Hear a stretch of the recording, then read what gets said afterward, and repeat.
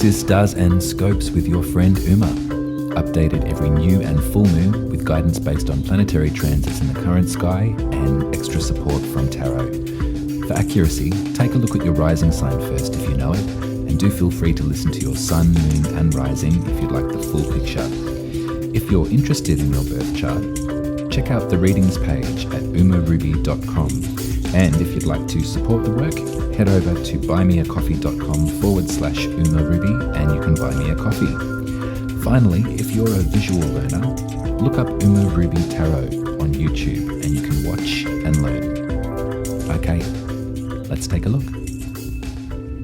Hello Libra and Libra rising. Welcome to your horoscope for the full moon in Aries happening on October the 10th at 7:55 a.m. if you're in the southern hemisphere with me. So as far as the lunar ritual, Sunday night will be the perfect time to scream and howl and let go of everything that you need to back to the moon. Your seventh house is being lit up by this one, your house of relationship, of your lovers and your contracts that bind, the relationships in life, the house that you're naturally really good at, we'll put it that way, Libra, that house that brings balance, that brings equity and justice, the idea of giving and receiving. All of those relationships that in an Aries fashion, you're very forward moving and you're very direct and you're very good at discovering and balancing these things. But a full moon invites us to let go of something, doesn't it? A full moon invites us to shed a tear or shed a layer or shed an expectation perhaps that we had over this part of our life. The seventh house can sometimes bring a lot of pain too, can't it?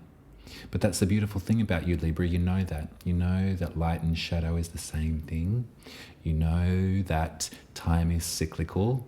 You know that every beginning has an end and then a beginning again. So in your full moon ritual at this Aries full moon, which is a fire moon, by the way, you know, that sort of passion can really rise to the top. Remember how much the full moon affects our body because we are mostly water, you know. There's going to be some big emotions attached to this moon and attached to your relationships. So the best thing to do would be to sort of be really sort of relaxed and prepared about that, and to allow yourself a bit of that fire. I think sometimes for a Libran individual, they can get too trapped in the brain. Their sort of disharmony is so uncomfortable for them that any possible reflection of that can be instantly destabilizing, and it can be something to repel from. But I think that probably what we need to remember is that because your seventh house is a fire house, there's passion there too, and there's real attraction and there's confidence. So in your relationships, Libra, it's probably really good for you to not feel that you're any kind of like charity case. It's probably really good for you to feel that the people that are in love with you are in love with you for everything that you are, not just your amiability, not just your desire to keep the peace. You know, you've got fire there. Your seventh house is all fire. So your passion is something that you're really welcome to, and that in relationship, there are moments when we have all that we need and we can give. And there are moments when we need a little something and we can receive. I get this energy quite a lot from this Six of Pentacles. I get that shifting stance. You know, we are this and then we are this, and that's beautiful reciprocation, isn't it? That's a beautiful acknowledgement of the rhythm and harmony of a good relationship. I wonder if you've been someone's like told you off lately. I wonder. And maybe not in a cruel way, in a way from love and kindness, but I feel that there's someone in your environment, there's someone around you that you've come to for some sort of counsel, and they've told you exactly what they think, and they've told you in a really sort of direct kind of sort of cerebral way. They've just been like, well, this is the reality, this is this situation, this is your grievance, I can see that, this is my understanding of it. And it may have had you in a moment of feeling a bit confronted. It may have had you in a moment of feeling a bit that was a bit cold, or that was unexpected. But I think probably what we can do is really trust the Queen of Air, and especially for you, Libra, because in a lot of ways you are a Queen of Air. You know, Libra is an air sign. Libra is about the brain and about understanding balance. And so I think this Queen is coming from a space where she does understand balance very much. And so perhaps some of what she had to say was a little bit sort of caustic, but ultimately it's the truth. And it maybe invited you to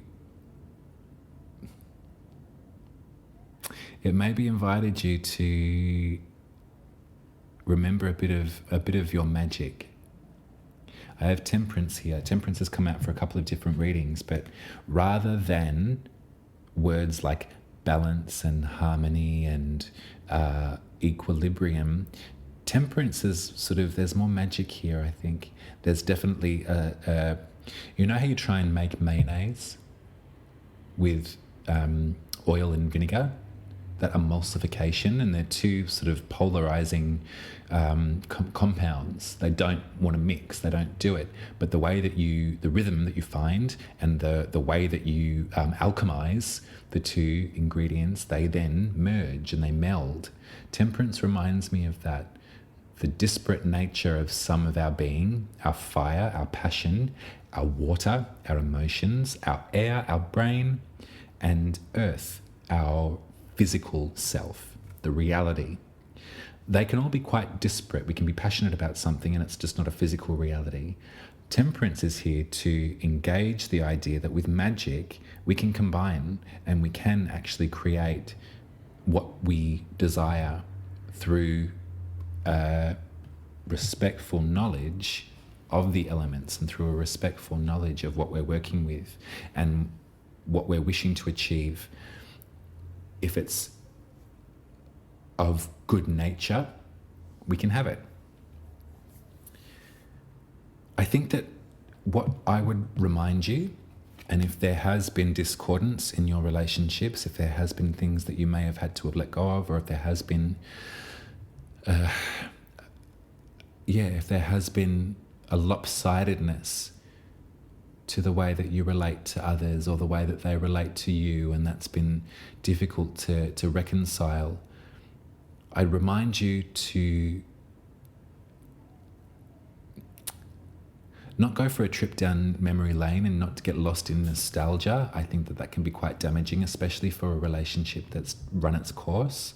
There's no use in wishing and hoping that the way that you'll relate to one another now will be the way that it was before, because, it's not. We all evolve, we all change as the moments go by.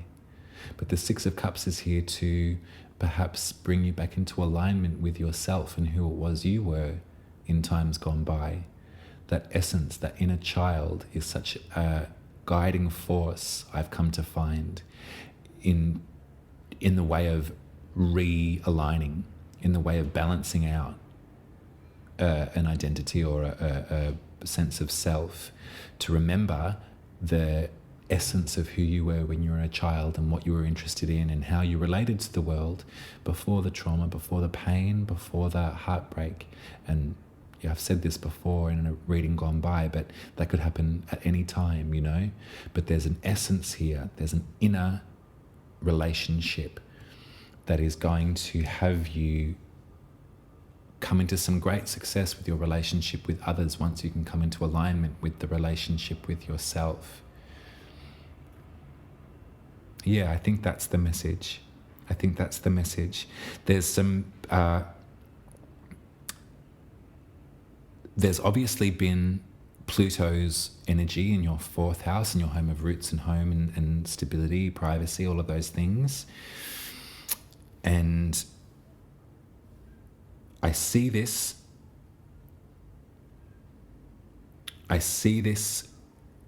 coming to a crescendo. I see this shift in home. I see this shift in the root system. I see this revolution, this rebirth of the structures of the home environment. I see this coming to the forefront of your mind and coming to a direct confidence in how you're going to express some of this. You've got a great relationship with your unconscious at the moment, Libra, with your Virgo sense, your 12th house. Remember, we were talking about the idea of Virgo ruling your unconscious past live realm. So the messages are ready in that. The messages are ready to come forward from spirit, from your spirit guides, from your ancestors, wherever you find comfort in the unconscious dreamland, wherever you go for soul counseling and advice, when you're feeling quite singular and quite alone and quite out of balance with the other, there's stuff that you've had to sort of mull over and go through and bear witness to. And that's coming into alignment, and that's ready. Mercury is stationed direct at this lunation or just before. So Mercury is moving ahead. The messenger to the gods, the messenger to spirit land, is bringing with it some great counsel, some great advice that's going to land directly in your first house of the soul. It's going to inform and heighten perhaps some of this lovely Venusian energy that's going around and floating around your first house right now. Venus is your traditional ruler, so in that way of harmony and balance and light and gorgeousness, there's some messages to come from your unconscious reality that will help imbue and help you embody the essence of your speck of stardust. Yeah. I hope that it's not been too tricky in intimate relationship for you, Libra. And if it has, I wish for you to use this lunation as a beautiful moment to, in a passionate way, in a really direct, as I said before, confident way, allow yourself a bit of that water to move. We're dealing with two things right now. We're dealing with fire, Aries. We're dealing with the moon, water. So there will be emotions that arise. There will be things that bubble over. There will be expressions that need to find their space and confidence and comfortability to exist. But I think that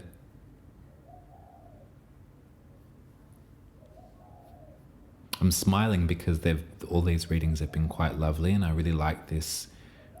I like this flow that I've found today. I like that the greatest thing that any of us can do at an Aries full moon. Think about Aries. Aries is really about the self. Aries is about the simplest way to describe Aries in 2 words is I am. That's what Aries is here to teach us. I am. So, what better sentiment to express and to work with and to share with your 7th house, with your nearest and dearest? What better sentiment to express than I am? This is how I am. At this moment in time, with these emotions, with this brain, with this passion, I am this. And you'll be surprised at how willing those that really care about you will be to receive that. Okay, Libra, that's your reading. I love you very much. I'm going to be back with you in 2 weeks for the solar eclipse in Scorpio. So Speaking of talents and self-worth and material abundance, there's going to be some shifts in your money-making potential, your coin, how you turn a buck, how you roll it around. Good, great. It's going to be from external sources, and there might be some just energy to roll with. So I'm going to craft the reading for that. I might start working on it now because I'm not quite sure what to say. I started these podcasts and horoscopes on the eclipses, so I might listen to them back and see what happened 6 months ago. If you'd like your birth chart read, do head over to umaruby.com and book yourself a reading with me. If you want to know the difference between your sun, moon, and rising sign and the alchemy that can happen there in order to possibly live to your highest soul potential, then pick the spirit reading. I say that because it's been the most popular and it's been the most beneficial for me and the client. But until the Scorpio solar eclipse, I love you. Enjoy the moon, enjoy the fire, enjoy the passion. You're entitled to express yourself every now and again, Libra. Take care. Bye.